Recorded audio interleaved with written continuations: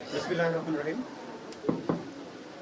মাননীয় উপদেষ্টা বৃন্দ, মাননীয় সচিববৃন্দ, ঢাকা সিটি কর্পোরেশনের প্রশাসক মহোদয় এবং সুধীমণ্ডলী, শহীদ পরিবারের সদস্যবৃন্দ, সাংবাদিক বন্ধুগণ, আসসালামু আলাইকুম। খুব সংক্ষেপে বলবো, যে জাতি তার বীর সন্তানদের মনে রাখে না, সেই জাতি কখনো তার সাফল্যের চূড়ায় আরোহণ করতে পারে না। আমরা যদি আমাদের জাতীয় বীরদেরকে ভুলে যাই, আগামীতে যখন আবার এরকম স্বৈর শাসন চেপে বসবে, তখন জীবন দেওয়ার জন্য আনাস, মুগ্ধ, এদের মতো যারা আছেন তারা কিন্তু জীবন দিতে এগিয়ে আসবে না। মনে রাখতে হবে, জীবন দেওয়ার জন্য এই জাতির শ্রেষ্ঠ সন্তানদেরকে আমরা উপস্থাপন করেছিলাম।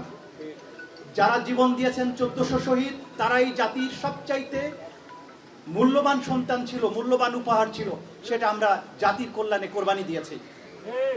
এই শহীদদেরকে যারা ভুলিয়ে দেওয়ার চেষ্টা করবে, এই জুলাইকে যারা ভুলিয়ে দেওয়ার চেষ্টা করবে, এই জুলাইকে যারা ম্লান করার চেষ্টা করবে, এই জুলাইয়ের স্বপ্ন বাস্তবায়নের জন্য যারা বাধা হয়ে দাঁড়াবে, আমি মনে করি এই শতাব্দীর নবম মির্জাফর হিসেবে তারা চিহ্নিত।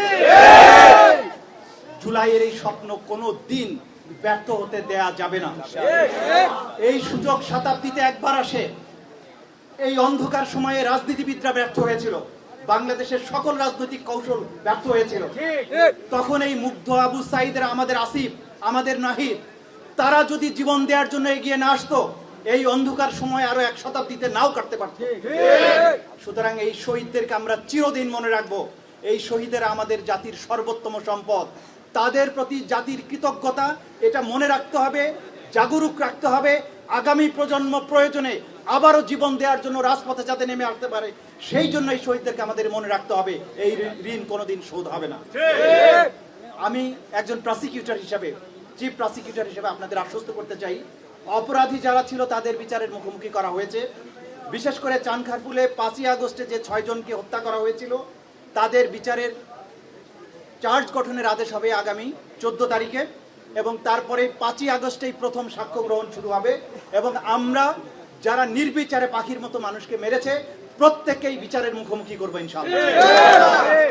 বিচার দৃষ্টান্তমূলক হবে, যাতে কেউ এইভাবে আমাদের সন্তানদের উপরে হাত তোলার দুঃসাহস আগামী এক শতাব্দীতে আর দেখানোর সুযোগ নেই। আপনাদের প্রতি আমাদের কৃতজ্ঞতা। জাতি হিসাবে আপনারা আমাদের পাশে ছিলেন, আছেন। শহীদদের এই স্বপ্ন বাস্তবায়নের জন্য যা যা করা দরকার, স্বপ্ন বাস্তবায়ন পর্যন্ত আপনারা সাথে থাকুন, সেই প্রত্যাশায় আমার কথা এখানে শেষ করছি। খোদা হাফেজ। বাংলাদেশ জিন্দাবাদ।